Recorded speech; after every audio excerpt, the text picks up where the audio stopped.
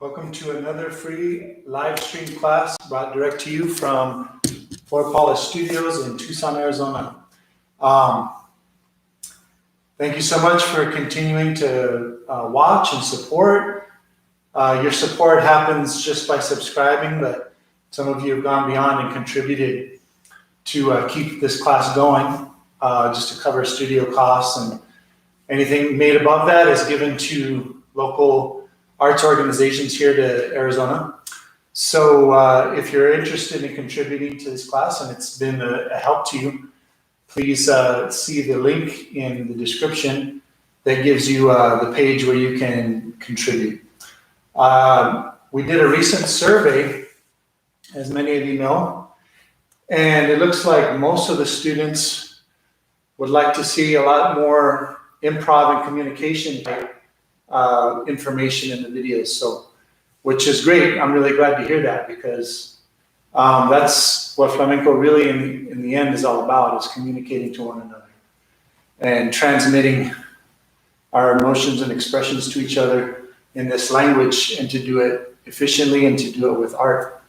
So I'm looking forward to today's class for that reason and many others.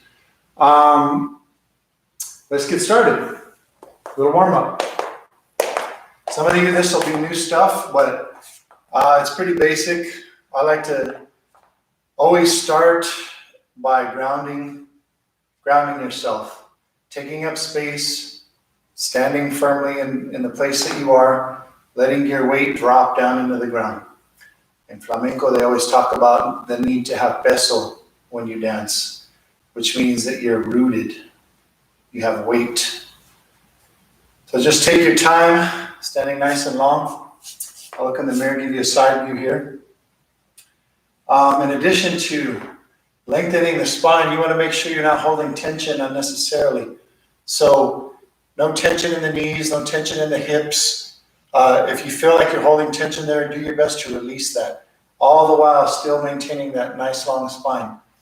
We've also added, if you put the occipital bun, this back part of your skull, it comes out a little bit.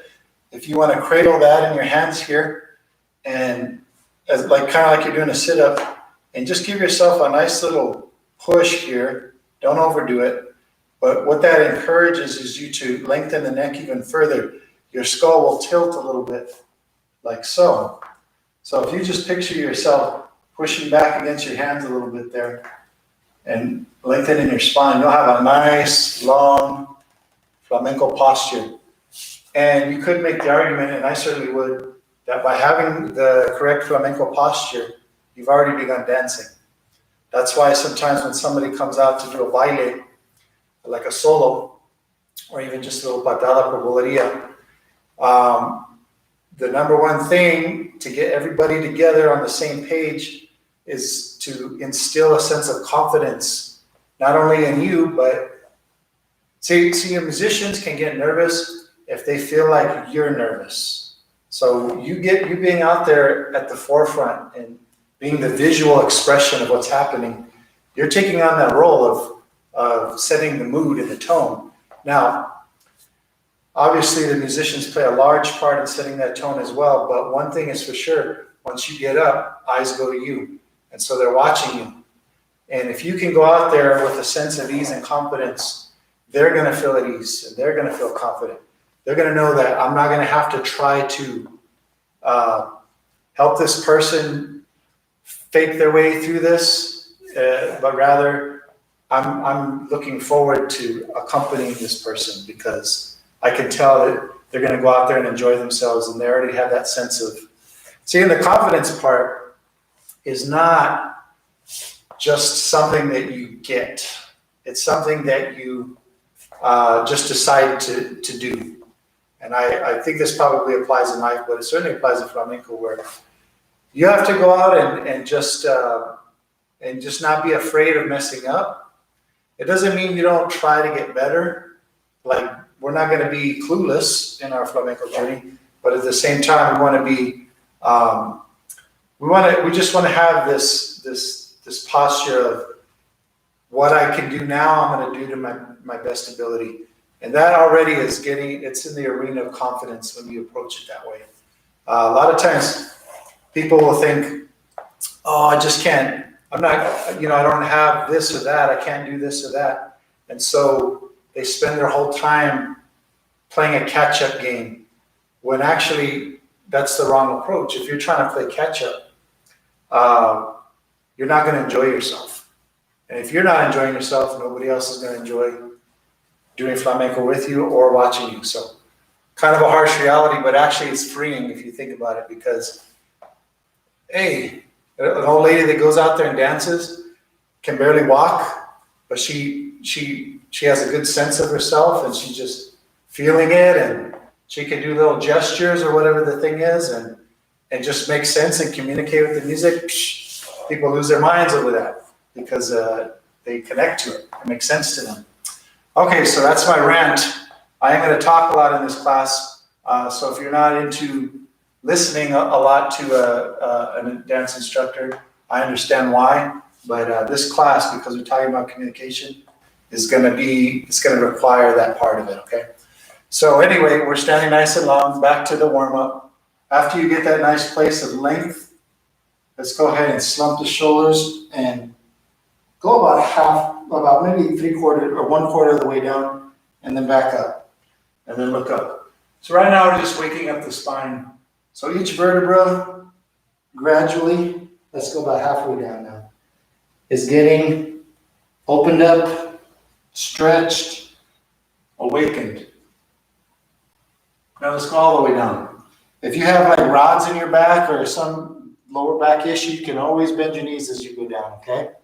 But if you don't have those issues, you can straighten the legs here. I always like to hang out here. It's one of my favorite stretches. Just all day. If your hands are touching the floor, you can fold your arms. Even if they're not, you can fold your arms. That kind of, the weight of your arms will slump forward and give you an extra stretch. It'll kind of pull your body forward. If you try to suck in your stomach a little bit too, sometimes your rib cage will slide forward and you'll get even deeper stretch. And then let's roll all the way up. So notice I'm starting from the coccyx to my tailbone, and then from there, each vertebra, one at a time, is straightening up all the way to the top. Let's roll your wrists, but keep your arms in a first position here.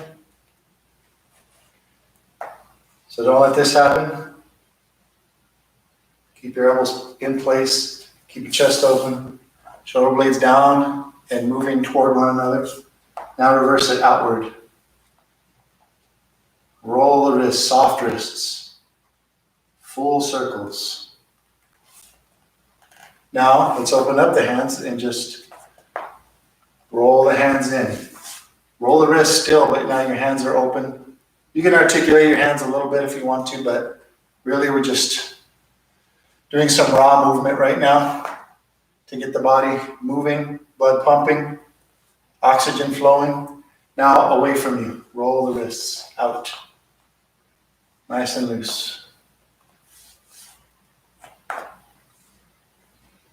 Okay. So there's a thing I want to do today.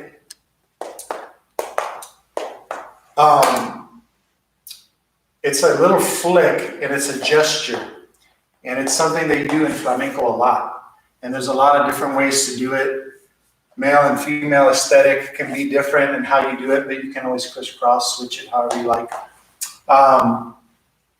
So essentially it's going to be like flicking water off your fingers and then letting your hands float back. So if I were going to do it out here in front of me, I'm starting lifting my arms with my back first, and then my elbows follow, and then my wrists are nice and loose, like a rag doll, and then I let them come out. Let me get over here so you can see me better. And I flick the water off my fingers. So essentially here. Now after I do this, I don't want to just hold it out there. It's got to be a little rebound. So I'm here and let the hands sail down. Notice as the hands sail down, my elbows don't drop. So I'm going here. E. Now, in addition to that, and you can exaggerate it or make it as subtle as you want, but the body, the core is initiating the movement, and it also has a little rebound as the arms come down. So my intention, if I want to flick my hands up as though I were reaching up to grab something, you don't just reach like this if you expect to get it, but you put your whole intention, your whole body into it to grab the thing. Unless it happens to be just right here so you can grab it. But let's say it's just out of reach and it requires you to really elongate to reach it is the idea. So I'm going to do it to you first here, and then I'll do it to the mirror so you have those two views. So I'm going to corner. I'm going to look to what is, if you're watching this and mirroring me, this would be your left, but it's my right. So I'm with my core, with intention, lifting the elbows, flick the hands. So let me get back a little further. Flick. E. E. Ah. Then the left side. Ba. E. Ba. E. Now notice it's easy until you whip it at the end. Whip the water off your fingers and float it back. Now, let's go from here to there. So create a nice little kind of Tai Chi energy flow feel here. Bam. E. Side to side, one corner to the other. E. E. E. And. Okay, good. I'll do it facing this way now. Additionally, let's go ahead and we're also going to do some in front of us. But first, we're here. We're going to go here, bring it back to kind of your base here, and then left corner. Right corner, left corner. Right, left, right, left. Are your elbows dropping as you come back? Make sure they don't. E. 1, 2, 3, last one, 4. Okay, good. Let's do it right out in front of us. E, ba, E, E. This is like toma, out in front of you. E, ba, E, out, E. E. Good. Check it out. My shoulders are burning a little bit. I don't know about you. Now let's put it into some sort of pattern and exercise.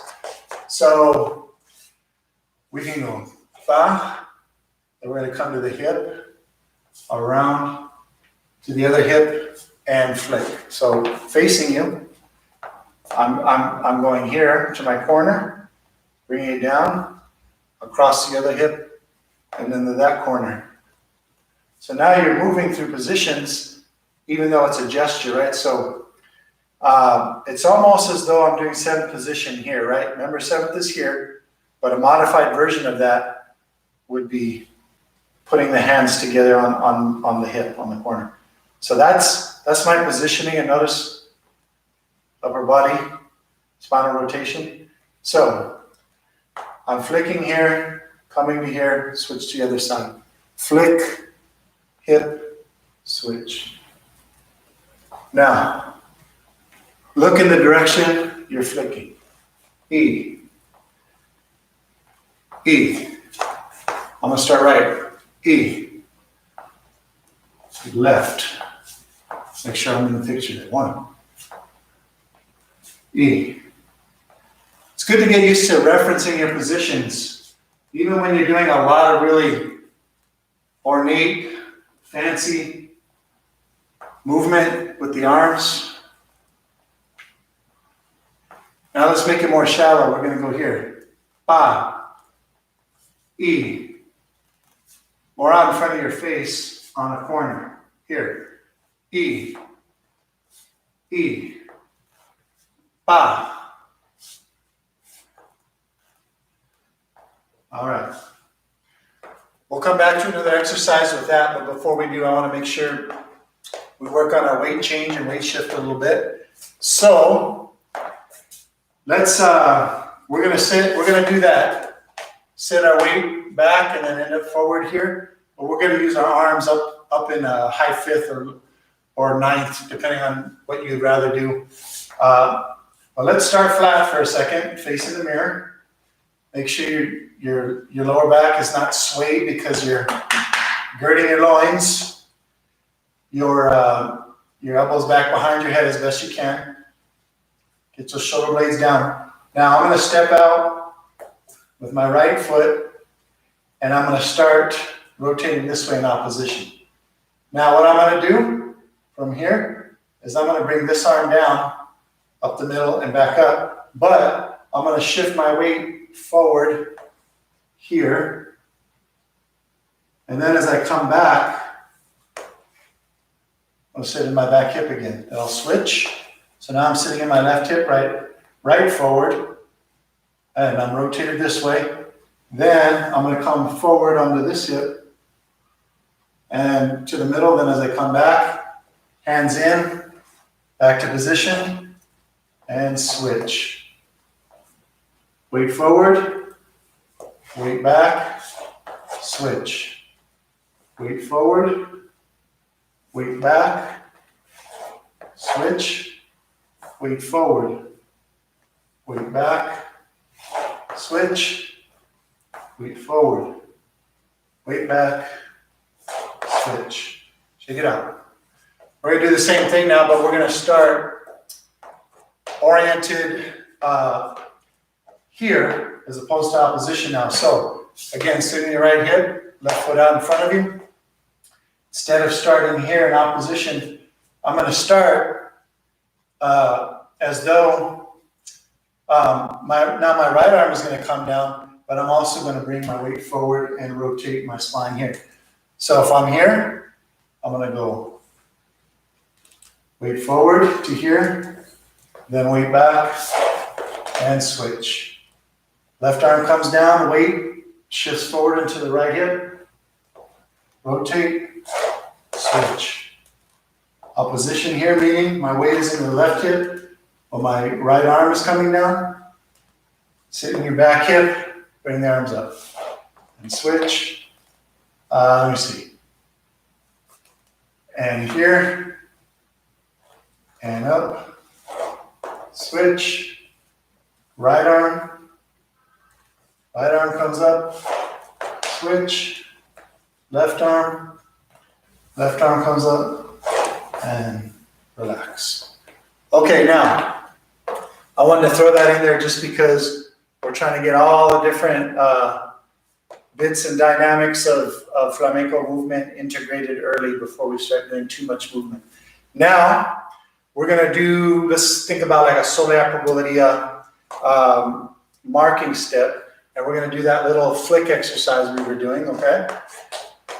So we're going off of our 12 count base step, which is here. 12, 1, 2, 3, 4, 6, 7, 8, 9, 10. Let's warm this up.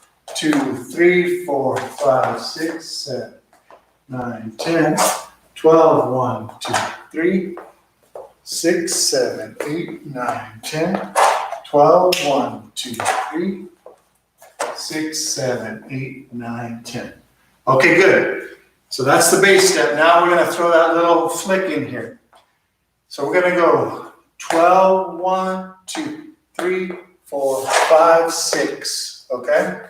So it's on a 5, I believe. 12, 1, 2, 3, 4, 5, 6, 7, 8, 9, 10.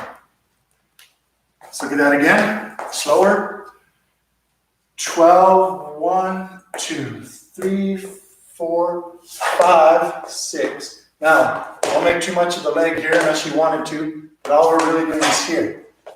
So all I'm doing is sliding my foot back here and letting this one kind of, I'm just redistributing my weight. So I'm going 12, 1, 2, 3, 4, sorry, 12, 3, 4, 5.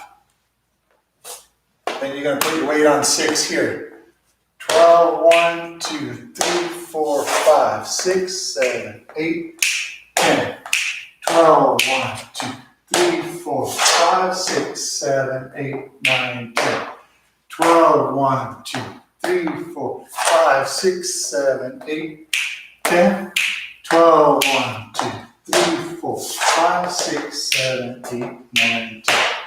If that's difficult for you, just step back on 5, which would look like this.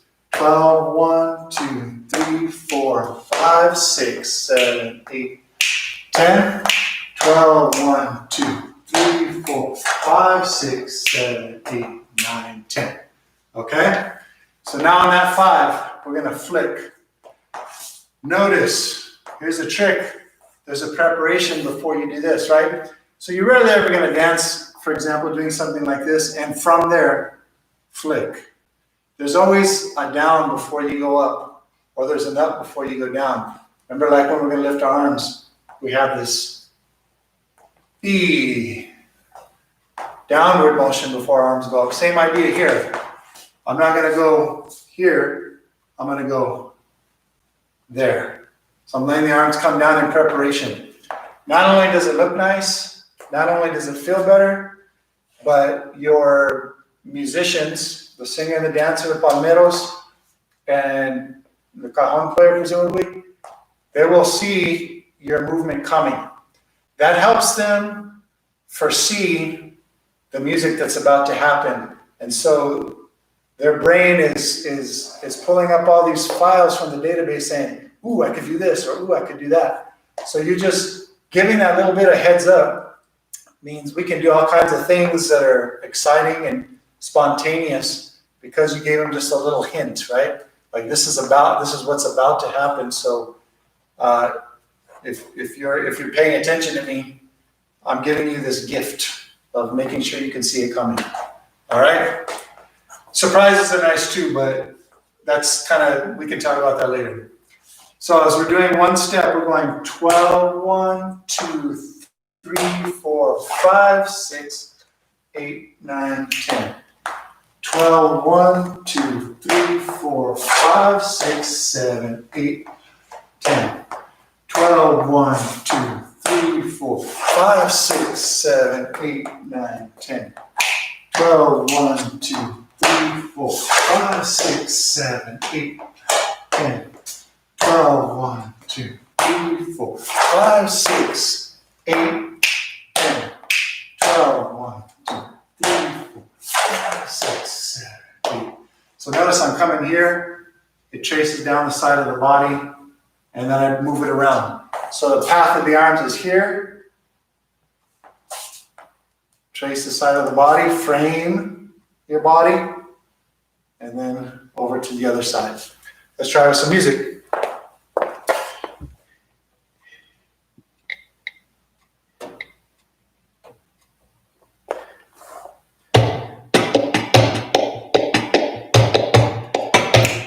Good solid 150 beats per minute for Soleil Melodia. That's a good pace. Here we go.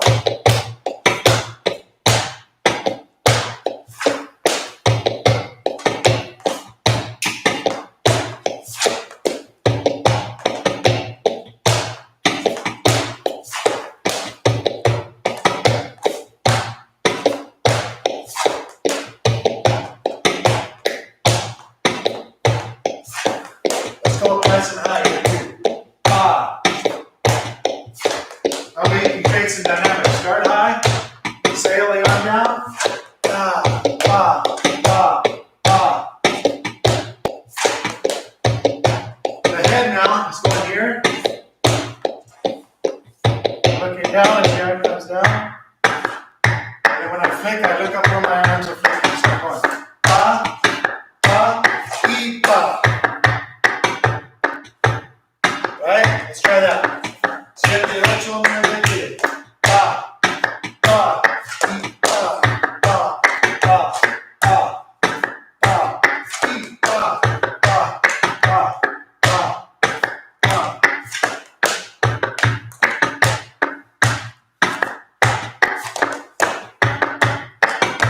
Bring that head down to our hip. Watch here. E, ah, ah, ah, ah.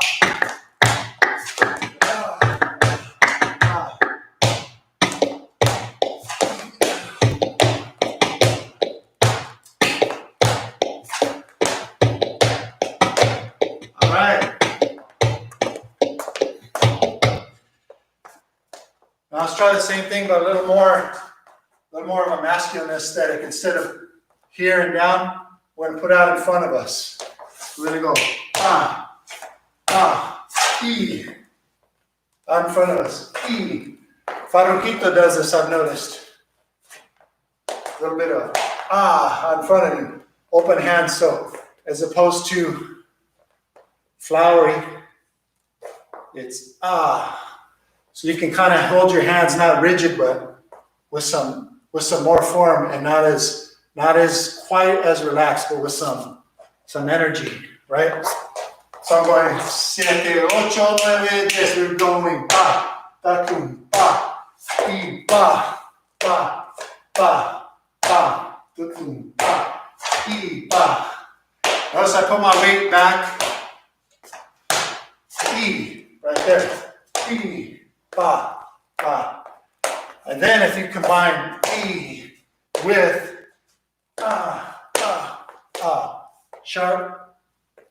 sharp cornering, very effective. Let's try with compás.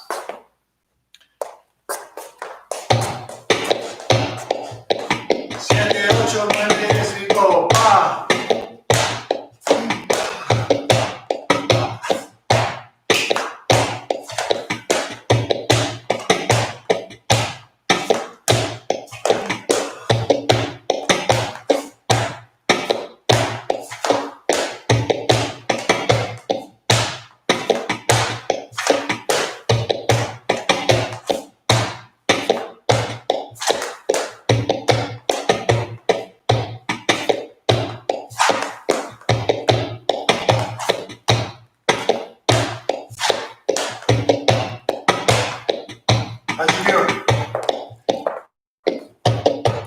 Okay, very good. Alrighty, so I've done a lot of talking. I'm about to do more talking. Let me take the camera up just a little bit so I don't have to stoop so low when I get close to the camera. I'll turn it down again when we start moving again. Okay, so communication, improvisation.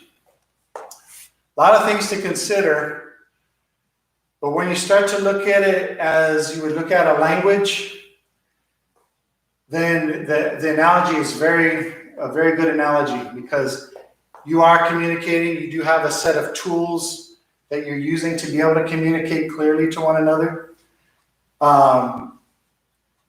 So think about how we learn flamenco, generally speaking, outside of Spain. It happens in Spain too, to be fair, but especially outside of Spain, a lot of times we learn by doing what we're doing right now, which is teacher comes up front. They give you the stretches, the strengthening, the drills, the technical, just the technical instruction. They're trying to give you tools, right? In the beginning, they're trying to say, I'm giving you these tools, do it like this. And those tools are analogous to a well-articulated word or a well-articulated sentence. Now, the reason it makes it difficult to teach improvisation after you've had all these tools is because you got used to learning by reciting. Reciting is one component of learning a language, right? But there are other components too. You have to listen. It's a big one. A lot of times when if I were to just tell you, repeat after me, and I would say something, you say it back, you'll be able to, mimic my tone, mimic the way I say it, put it in the order with the correct rise and fall, and all that kind of stuff. But it doesn't mean you're understanding what I'm saying, right? And this is where we find ourselves today in flamenco now. A lot of teachers in Spain have realized that they can make a foreigner very technically proficient, but a lot of times that same foreigner will not understand flamenco at its essence. Somebody who's very technically proficient won't be able to go out and do like a patada por boleria at a gathering. And it's because they don't understand the things that they've been taught to say and repeat over and over. So what I want to try to do is, we're going to talk about tools, but I'm also going to shy away for a while from the technical aspect of those tools. Now we just want to know what they're for. We know what a hammer's for. We know what a wrench is for. We know what hedge clippers are for. And when we're talking about these tools that we do, you have to know what they're for. So we already know like the different aspects of baile, right? You have footwork, you have braceo, you have floreo, you have marking, you have what are called pasos. Those are steps that are usually rhythmic in nature in some way, and they could function as a call to the singer to sing a letra for you, or it can just fill space where it makes sense to fill space. So we know that much about it. But what we really need to understand about those same tools is that they have to interact with music. Now, the challenge is always going to be eternally that if you don't speak Spanish and you're not around live music, live flamenco music, it's going to be difficult for you sometimes to catch the communication of it, right? It's kind of like if you study a language in school and all you do is read books and recite and record yourself. If you don't have interaction and you're not listening to other people talk and getting a sense of their nuance and a sense of their facial expression and body movement and all of that kind of stuff, you're probably not going to be able to converse in the way that they're conversing.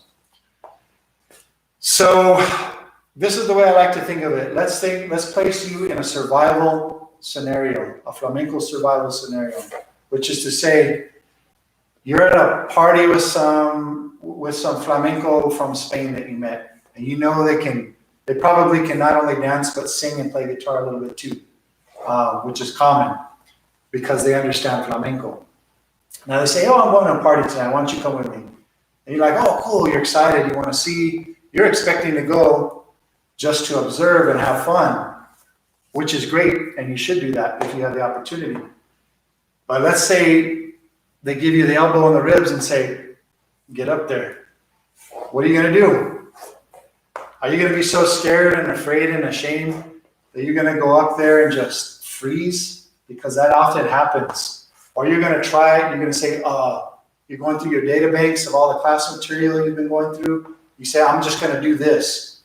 Well, the problem with that is you're gonna have the intention to do your step or do whatever it is, and you're not going to be listening to the music. It could be that there's no room for that step in what they're playing, what they're singing, what they're playing, which means you have to go out like a leap of faith, and you have to trust in the fact that you've been listening to flamenco music, you've been studying communication, and you've been developing mini tools like the flick, right?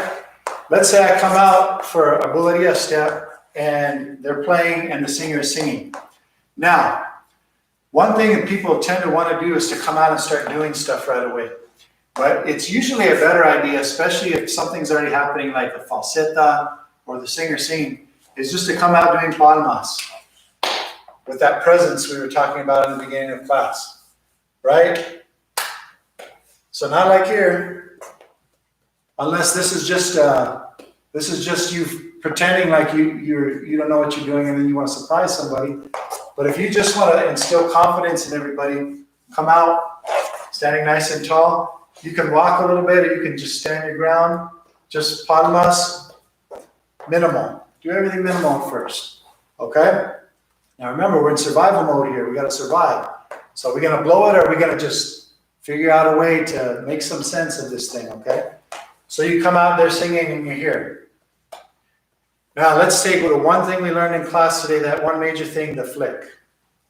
So let's say they're singing, they're going,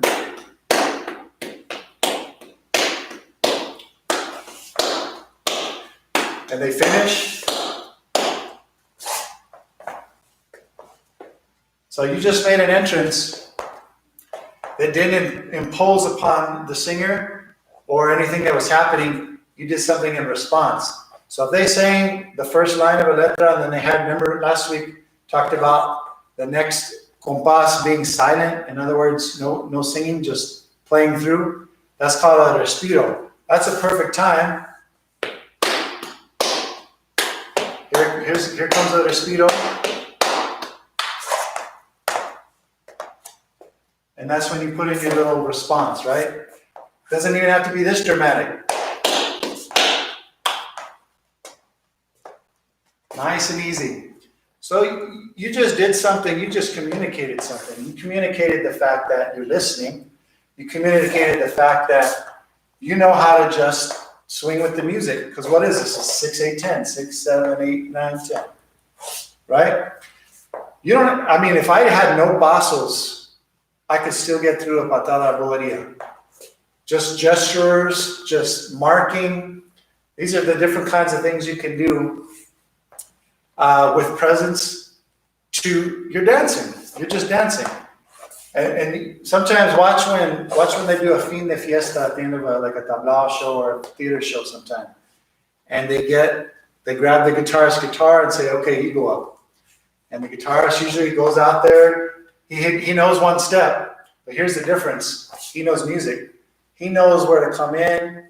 He knows what makes sense musically. So he's not thinking in terms of physical technique. He's thinking in terms of how can I just do something that communicates with that music that I'm so familiar with anyway. So they'll usually come out, sometimes they'll just keep circling the same arm, right? Very humble.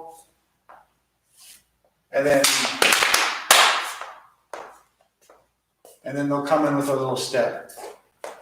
And then most of you know desplante, pam, pam, pam.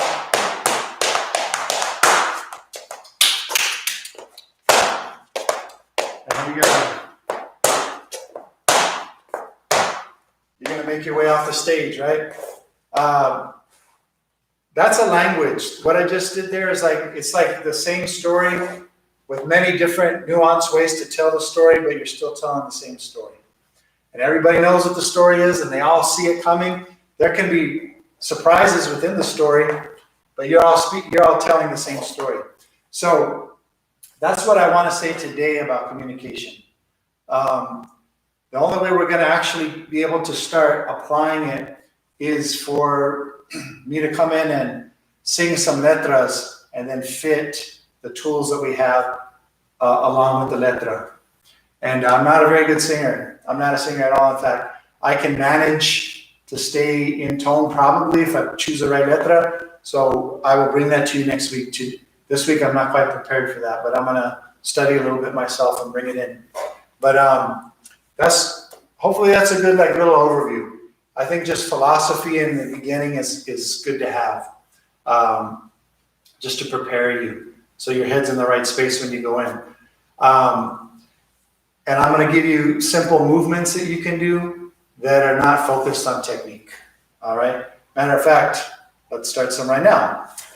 So I'm going to show you one that's very popular, or not very popular, but it's very nice. And it's by, I saw a dancer named Domingo Ortega do it. Okay? So it goes like this. 12, 1, 2, 3, 4, 6, 7, 8, 9, 10. Okay? Nice little step. So subtle, so easy. You don't have to do a ton of braceo or anything.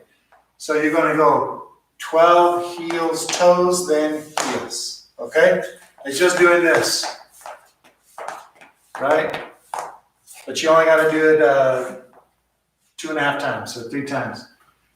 So we're going to go, if we're here, 12, 1, 2, 3, 6, 7, 8, 9, 10, 12, 1, 2, right? So that's 12 heels, toes, and then heels again. And what you're going to really do is sit in that hip when you do the last one. So we're going to go 12, 1, 2, 3, 4.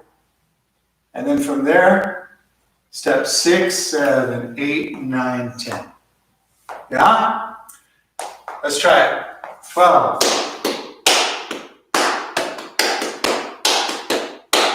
12. 1, 2, 3, 4, 6, 7, 8, 9, 10. You can also throw in 12. 1, 2, 3. Little head, right? Pa, pa, e, pa, pa, pa.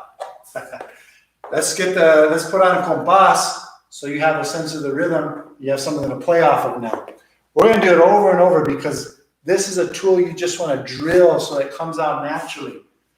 If you can't think of anything else to do, but you can go, then you're gold. Yeah, you're in good shape. Let me change the palo real quick.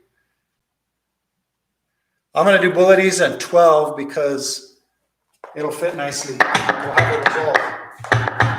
And that's a little fast. Let me turn that. Wow. I'm really prepared today. Okay.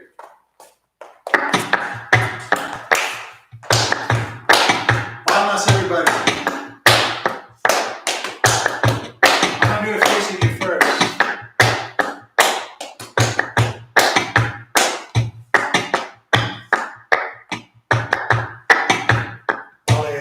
Let's try it again. Siete, ocho, nueve, 10. One more más. Siete, ocho, nueve, 10. Vale. Try facing the mirror. Siete, ocho, nueve, 10. You're ready. Here we go.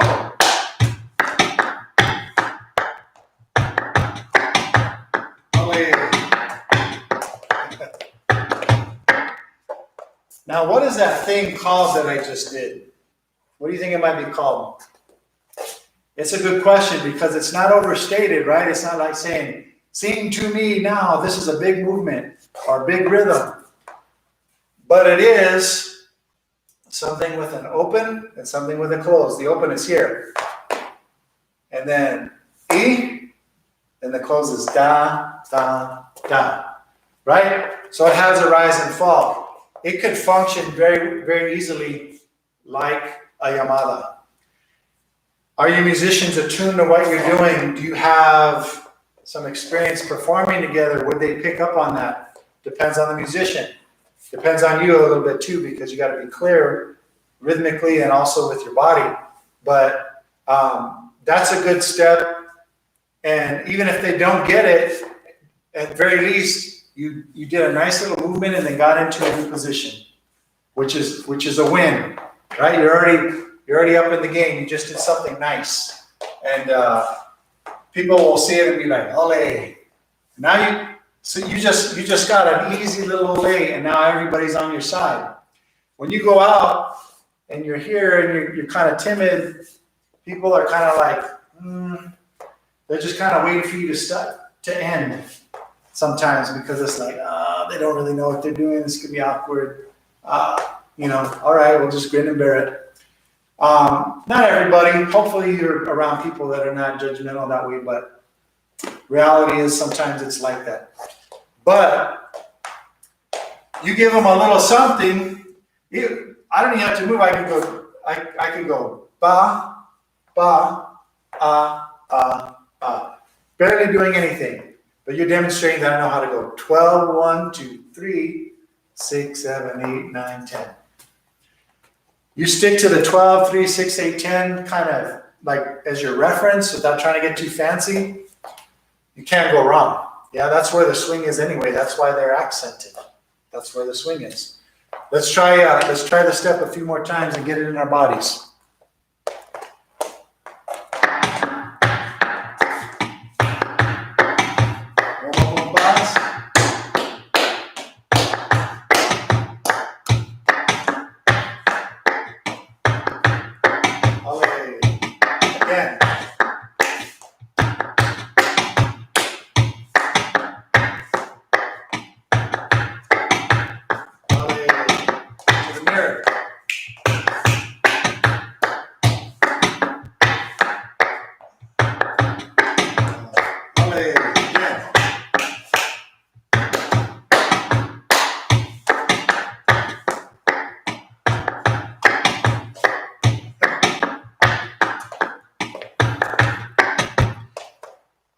See, now and what are some things that we have covered in class that relate to this weight change? Sitting in the hip, switching. Now I'm kind of equal on both hips. Sitting in the hip again, right? That weight change stuff we've been working on totally applies here. Bam, ba. Now notice I'm going, I want to hold it for a second. So I keep my weight kind of evenly distributed, maybe even up off the ground a little bit, so that when I sit down, I have some dynamic, right? Remember what I said? You go up to go down, or you go down to go up, right? So this is one of those things. Bam, ba, ba. Then, bam, ba, e. Little head. Ah, with your hands if you wanted to. I think once you get the weight shift and the sentiment of the step, you'll start coming up with your own stuff. I was just feeling right now, just kind of like having my hands out. This would be very like Andres Marin, kind of stark and arms out in front of you, and kind of jokey at the same time. Or Mario Maya might, do something like that. But you'll find your own stuff to do. You could always throw in an arm or whatever you want to do there, right? But for now, if you keep it minimal, that's going to train you to do the step and do it with weight change and with peso. Let's do it a few more times.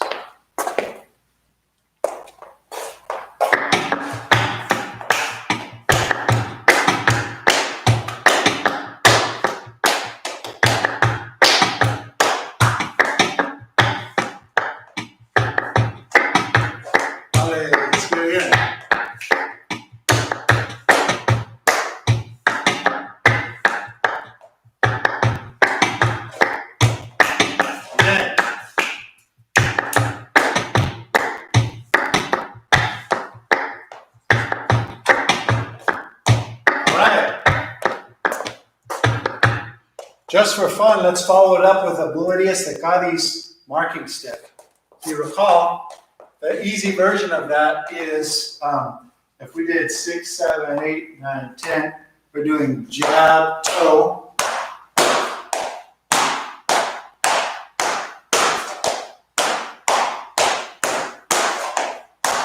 Six, 7, 8, 9, 10, 11, 12, 1, 2, 4. 6, 7, 8, 9, 10, 12, 1, 2, 3, 4, 6, 7, 8, 9, 10. Guys, a lot of times do the little kick. Women can do the kick too, but I don't know. There's something about the jab that looks a little more feminine to me, but that just could be my opinion. Not really sure. So let's tie the step together with Bulerías de Cádiz step for marking. It's very common to do that. Un pasito. The marking de Bulerías de Cádiz step. 7, 8.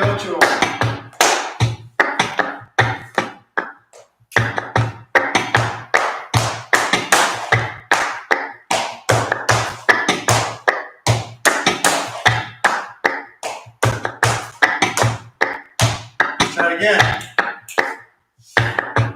One more pass for nothing.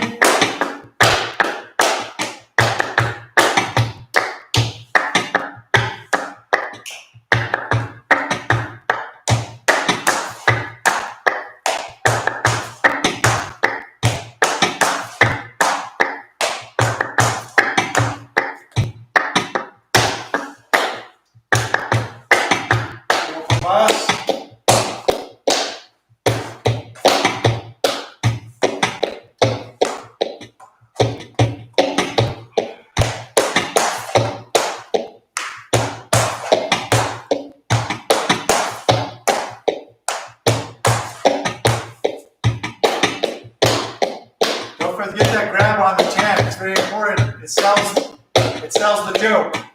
So we're here. Hey.